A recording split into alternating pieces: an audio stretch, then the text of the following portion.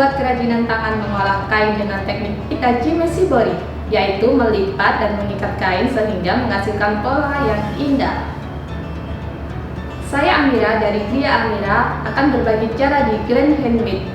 Kalau Merdeka, jangan lupa like, follow, dan subscribe channel YouTube kami di Merdeka FM dan Instagram @merdekafm.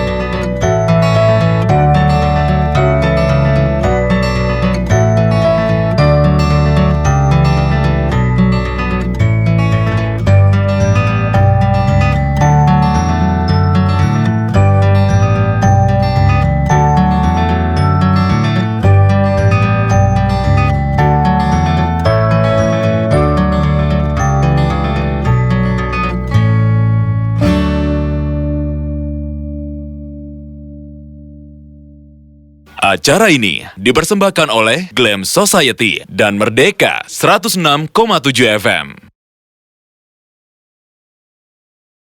Follow us at Merdeka FM.